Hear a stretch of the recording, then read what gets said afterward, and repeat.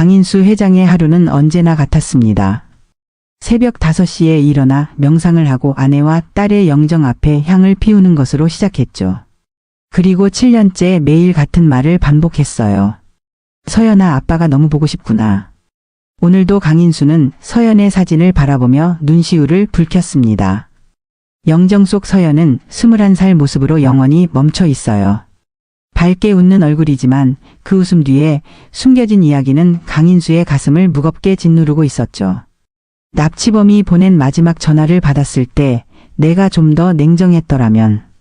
강인수는 자주 이런 생각에 빠졌습니다. 7년 전 대학생이던 서연이 납치됐고 한 달간의 수색 끝에 신원을 알 수 없을 정도로 훼손된 시신이 발견됐어요. DNA 검사 결과 서연으로 확인됐죠. 그날 이후 강인수의 삶은 완전히 무너졌습니다. 아내는 충격으로 1년도 버티지 못하고 세상을 떠났어요. 사장님, 오늘 울산 현장 시찰 일정이 있으십니다. 비서의 목소리에 강인수는 정신을 차렸습니다.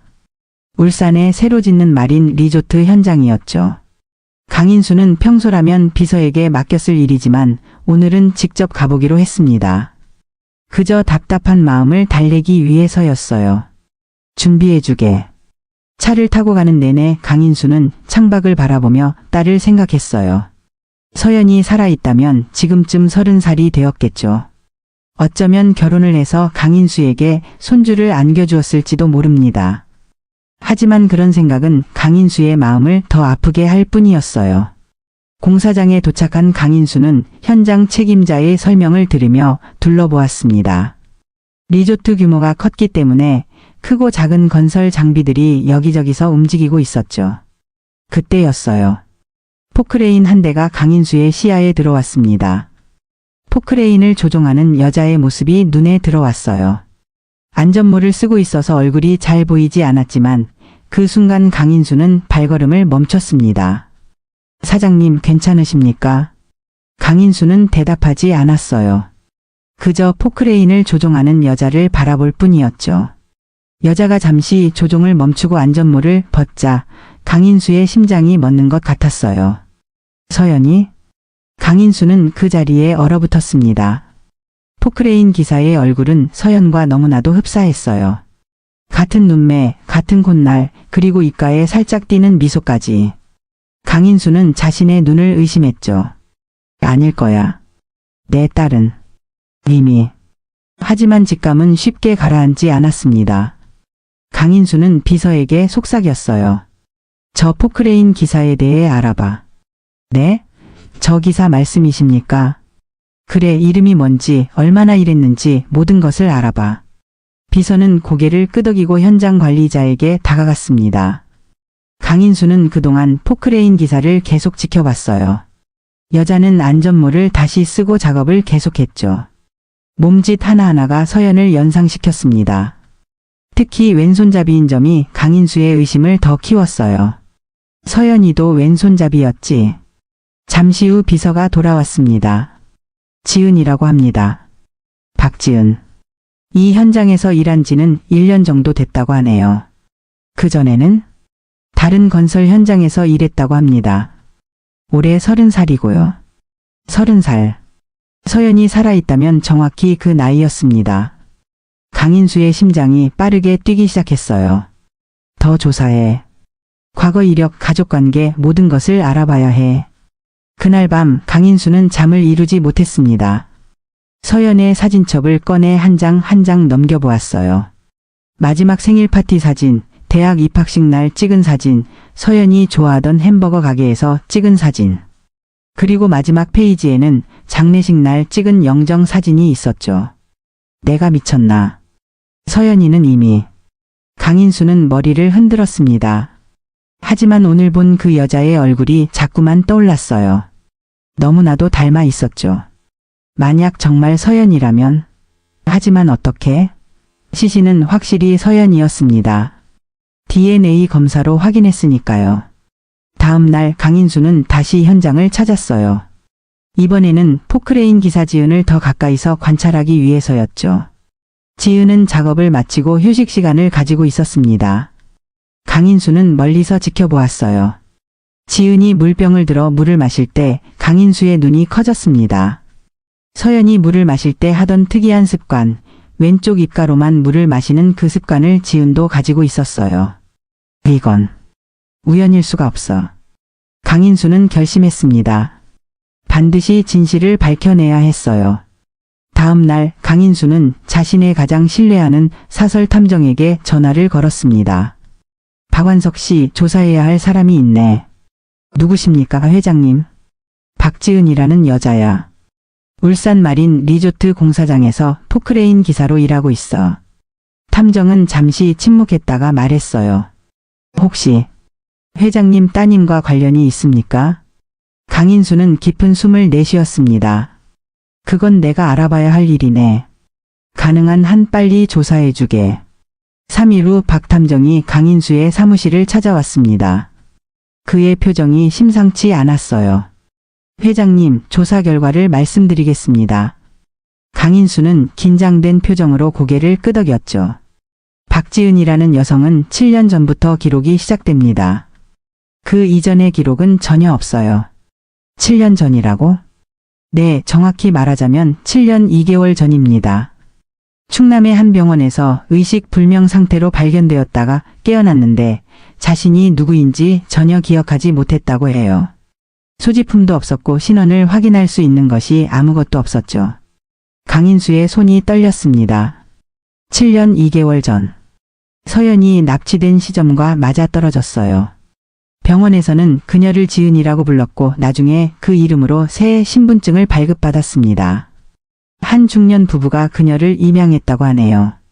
법적 임양은 아니고 그냥 돌봐주는 형식이었습니다. 강인수는 책상을 꽉 붙잡았습니다. 머릿속이 복잡했어요. 서연이 납치된 후 발견된 시신은 누구였을까? 어떻게 DNA 검사 결과가 일치할 수 있었을까? 그 부부에 대해서도 알아봤어요. 특별한 점은 없습니다.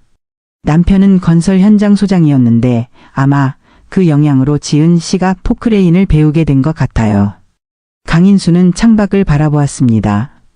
DNA 샘플을 구할 수 있겠나? 탐정은 잠시 망설이다가 대답했어요. 법적으로 문제가 있을 수 있습니다만 내가 책임질 테니 구해주게. 반드시. 일주일 후 강인수는 자신의 별장에 있는 개인 서재에 앉아 있었습니다. 책상 위에는 검사 결과지가 놓여 있었어요. 강인수는 떨리는 손으로 그것을 집어들었죠. 친부와 친자관계 확률 99.99%. 강인수의 눈에서 눈물이 흘러내렸습니다. 그것은 확실했어요. 박지은은 강서연이었습니다. 그의 딸이었죠. 하지만 어떻게 가능한 일이었을까요? 7년 전 발견된 시신은? 그리고 왜 서연은 기억을 잃은 채 다른 사람으로 살고 있는 걸까요? 강인수는 결심했습니다. 반드시 진실을 밝혀내고 딸을 되찾아야 했어요. 강인수는 차분히 계획을 세웠습니다. 먼저 지은에게 직접 다가가기로 했어요. 회사 대표로서 현장 인부와 대화하는 것은 이상한 일이 아니었죠. 다음 날 강인수는 다시 공사 현장을 찾았습니다. 점심시간에 맞춰 식당 앞에서 기다렸어요. 직원들이 하나둘 식당에 들어오기 시작했죠. 그 중에 지은도 있었습니다. 강인수는 천천히 다가갔어요. 안녕하세요. 포크레인 기사분이시죠? 지은은 놀란 표정으로 고개를 들었습니다. 네? 아, 회장님이시죠? 안녕하세요. 점심 함께 해도 될까요? 현장 이야기를 좀 듣고 싶네요. 지은은 당황한 기색이 역력했지만 고개를 끄덕였습니다. 두 사람은 테이블에 마주 앉았어요. 강인수는 지은의 얼굴을 자세히 살펴보았죠. 분명 서연이었어요. 시간이 흐르며 약간 변했지만 그 미소는 틀림없었습니다. 포크레인은 얼마나 오래 다뤘나요? 지은은 잠시 생각하다 대답했어요. 5년 정도 됐습니다. 처음에는 어려웠지만 이제는 제 손과 발처럼 다룰 수 있어요. 왼손잡이신가 봐요. 지은은 놀란 눈으로 강인수를 바라보았습니다. 네, 어떻게 아셨어요? 그냥 봤을 때 그렇더군요. 특이한 습관이 있으신가요? 예를 들면 물 마시는 방법이라든가. 지은의 표정이 의아해졌습니다. 물? 아, 제가 왼쪽으로만 마시는 버릇이 있어요. 사람들이 가끔 이상하다고 하죠. 강인수의 심장이 빠르게 뛰었어요. 맞았습니다. 서연만의 습관이었죠. 혹시 어릴 적 기억이 있으신가요? 지은은 잠시 침묵했습니다. 그리고 작은 목소리로 대답했어요. 사실 7년 전 이전의 기억이 없어요. 교통사고를 당했다고 들었는데 그 이후로 아무것도 기억나지 않아요. 강인수는 숨을 깊게 들이마셨습니다. 죄송합니다. 너무 사적인 질문을 했네요. 식사를 마친 후 강인수는 지은에게 명함을 건넸어요. 혹시 필요한 것이 있으면 연락 주세요. 지은은 의아한 표정으로 명함을 받았습니다. 강인수는 사무실로 돌아와 변호사에게 전화를 걸었어요. 7년 전 납치 사건의 기록과 DNA 검사 결과를 다시 확인해달라고 부탁했죠. 그리고 원래 발견된 시신의 신원을 다시 조사하도록 지시했어요. 무언가 큰 실수가 있었거나 아니면 더 끔찍한 음모가 있었던 것이 분명했습니다. 한 달이 지났습니다. 강인수는 지은을 몰래 지켜보기 위해 자주 현장을 방문했어요. 어느 날 변호사에게서 전화가 왔습니다. 회장님, 중요한 사실을 발견했습니다. 시신 DNA 검사를 담당했던 연구소가 몇 년 전 부정 사건으로 문을 닫았어요. 그들이 조작된 결과를 제출했을 가능성이 있습니다. 강인수의 머릿속이 복잡해졌습니다. 시신의 DNA 검사 결과가 조작되었다면 서연이 살아있다는 사실은 확실했어요.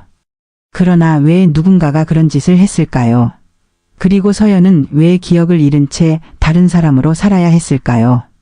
강인수는 모든 진실을 알아내기 위해 더 깊이 파고들었습니다. 7년 전 납치 사건의 범인은 잡히지 않았어요.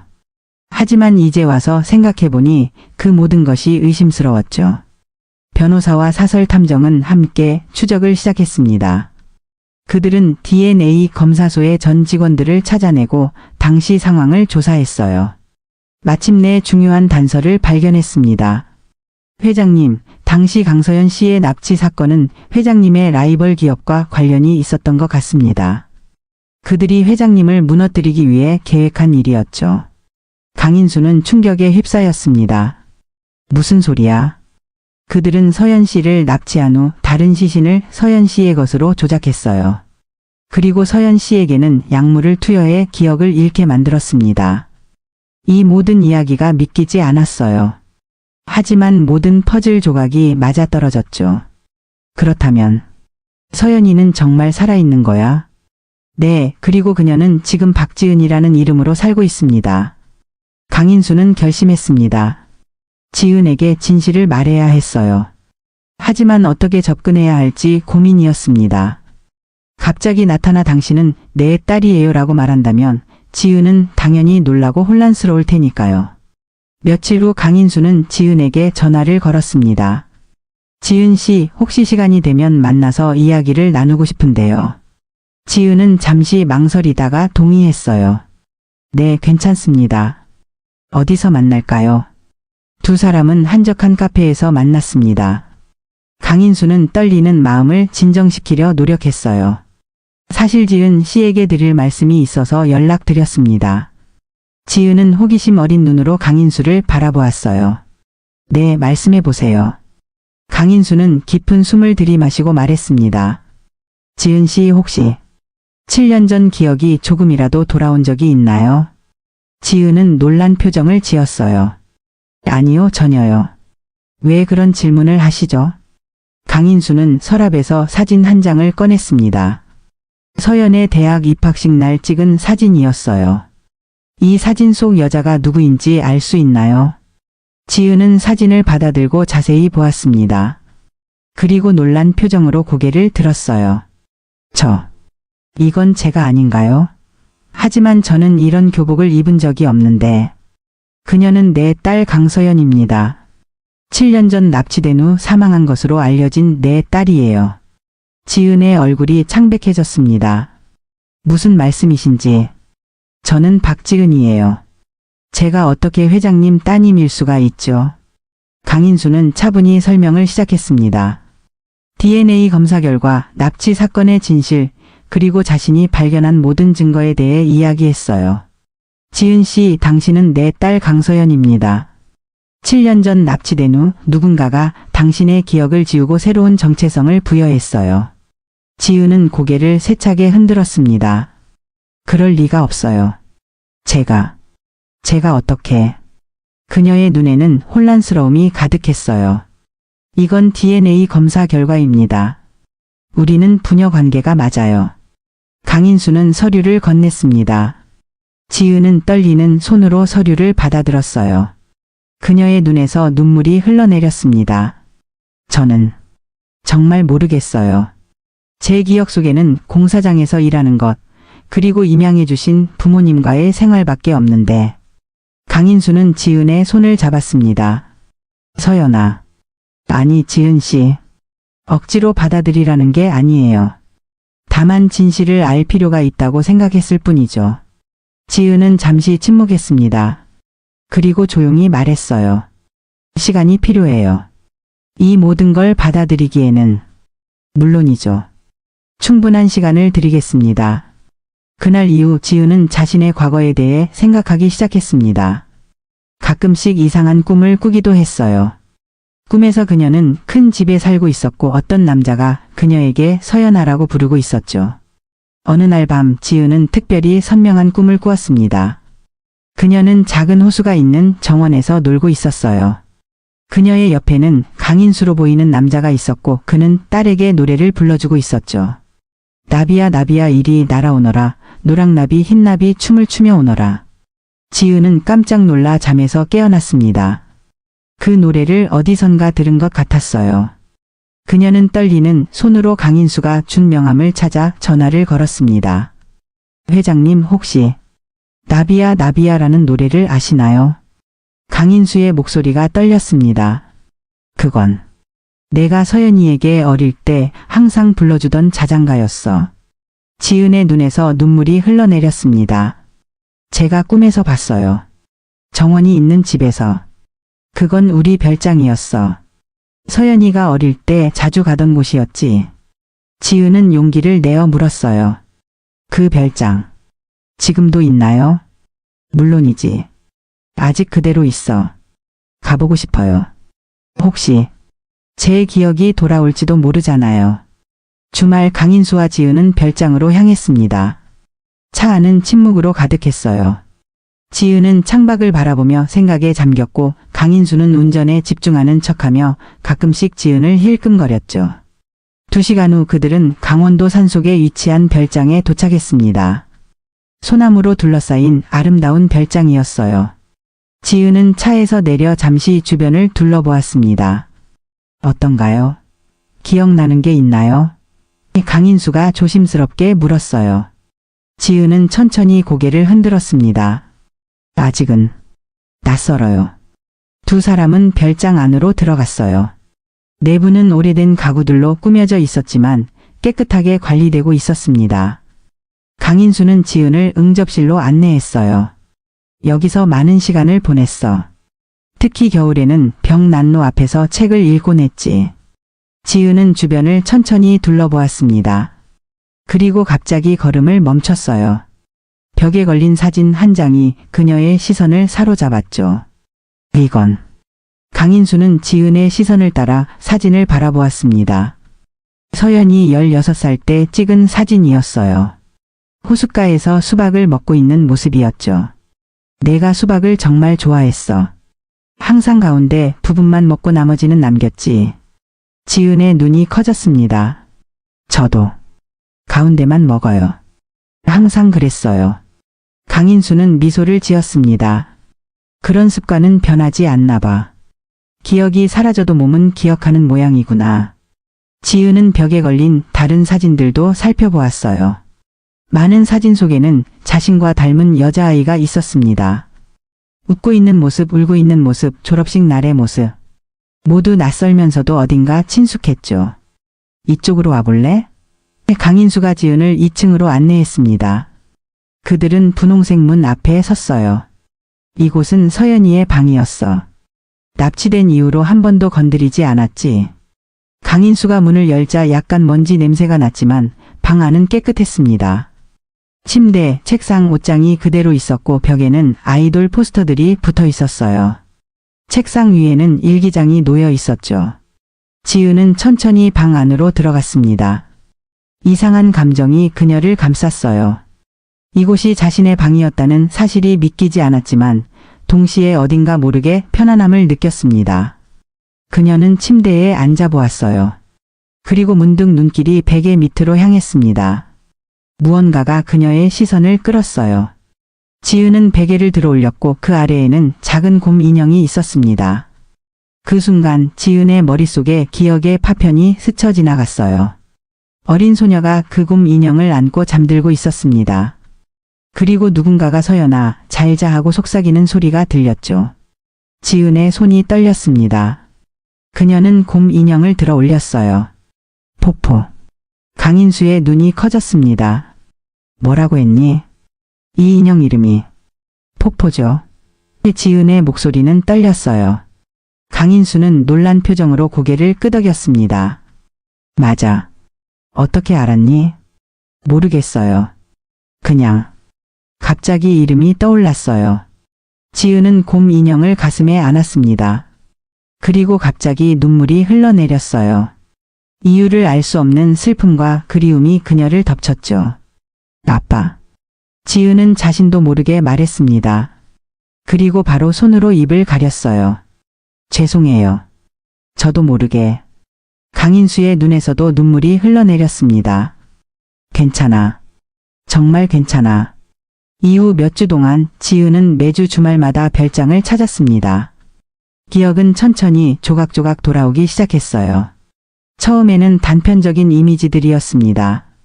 엄마와 함께 요리하던 순간, 아빠와 자전거를 타던 날, 친구들과 놀던 기억들. 그리고 점차 더 많은 것들이 선명해졌죠. 어느 날 지은은 강인수에게 물었습니다. 제가 어떻게 납치됐나요? 강인수는 깊은 숨을 내쉬었어요. 대학교 기숙사에서 나오던 중이었어. 당시 내 사업 라이벌이었던 사람들이 계획한 일이었지. 널 이용해 내게 타격을 주려고 했던 거야. 그런데 어떻게 제 기억이 약물을 사용한 것 같아. 탐정이 조사한 바로는 너를 납치한 후 기억을 지우는 약물을 투여했다고 해. 그리고 다른 시신을 내 것처럼 조작했지. 지은은 충격에 빠졌습니다. 너무 끔찍해요. 제가 다른 사람으로 살아온 7년이란 시간. 그래도 이제 진실을 알게 됐잖아. 그리고 내가 살아있다는 사실만으로도 나에게는 기적이야. 지은은 조용히 고개를 끄덕였어요. 그녀는 이제 자신이 강서연이라는 사실을 조금씩 받아들이고 있었습니다. 하지만 여전히 박지은으로서의 삶도 그녀의 일부였죠. 저 아직 현장에서 일하고 싶어요. 포크레인 운전하는 걸 좋아해요. 강인수는 놀란 표정을 지었다가 곧 미소 지었습니다. 그래. 내가 원하는 대로 하렴. 내가 행복하다면 그걸로 충분해. 시간이 더 흘렀고 서연의 기억은 점점 더 많이 돌아왔습니다. 그녀는 이제 두 개의 정체성 사이에서 균형을 찾아가고 있었어요. 강서연으로서의 과거와 박지은으로서의 현재가 서서히 하나로 융합되고 있었죠. 어느 여름날 그들은 별장의 뒤뜰에 있는 작은 정원에 앉아 있었습니다. 지은은 이제 가끔씩 자신을 서연이라고 부르기도 했어요. 아빠, 내가 생각했는데. 그녀가 말했습니다. 이제 서울로 돌아가는 게 어떨까요? 물론 포크레인은 계속 운전할 거예요. 하지만 아빠 가까이에서 살고 싶어요. 강인수의 눈이 빛났습니다. 정말이니? 그럼 회사 근처에 작은 아파트를 마련해 줄게. 내가 원한다면 회사 현장에서 일할 수도 있고. 서연은 미소 지었어요. 그리고 엄마 묘소에도 가보고 싶어요. 돌아가셨다는 건 알지만 기억이 잘 나지 않아서. 강인수는 고개를 끄덕였습니다. 물론이지. 함께 가자. 다음 주 일요일 그들은 조용한 공원 묘지를 찾았습니다. 서연은 어머니의 묘 앞에 무릎을 꿇고 향을 피웠어요. 그녀의 눈에서 눈물이 흘러내렸습니다. 엄마, 저 돌아왔어요. 늦어서 미안해요. 강인수도 서연 옆에 무릎을 꿇었어요. 여보, 서연이가 살아있었어. 우리 딸이 돌아왔어. 그들은 함께 묵념했습니다. 바람이 살랑거리며 두 사람의 머리카락을 흩뜨렸어요. 마치 누군가가 쓰다듬어 주는 것 같았죠. 석 달 후 서연은 강인수의 회사 부지 내 현장에서 포크레인을 운전하고 있었습니다. 그녀는 이제 강서연이라는 이름으로 살고 있었지만 여전히 사람들은 그녀를 지은 기사라고 불렀어요. 퇴근 후 그녀는 아버지의 사무실로 향했습니다. 강인수가 그녀를 기다리고 있었어요. 그의 앞에는 수박 한 통이 놓여 있었죠. 오늘은 특별한 날이잖아. 내가 돌아온 지 100일째 되는 날. 서연은 웃으며 수박을 바라보았습니다. 그녀는 칼을 들고 수박의 가운데 부분만 잘라내어 그릇에 담았어요. 그리고 한 조각을 아버지에게 건넸죠. 아빠 이 맛. 기억나죠? 어릴 때도 이렇게 먹었어요. 강인수는 눈시울을 붉히며 고개를 끄덕였습니다. 그래, 항상 그랬지. 내 기억이 완전히 돌아오진 않았지만 중요한 것들은 모두 돌아왔구나. 서연은 미소 지었어요. 맞아요. 가장 중요한 건 제가 누구인지 알게 된 거예요. 강서연이면서 동시에 박지은이기도 한 사람. 두 사람은 창밖을 바라보았습니다. 성향이 도시를 붉게 물들이고 있었어요. 새로운 시작이었죠. 기억은 잃을 수 있지만 마음은 결코 잊지 않는다는 진리를 깨달은 두 사람의 이야기는 이렇게 새 장을 열고 있었습니다. 오늘 이야기를 들어주셔서 감사합니다. 영상이 마음에 드셨다면 구독과 좋아요로 응원 부탁드립니다.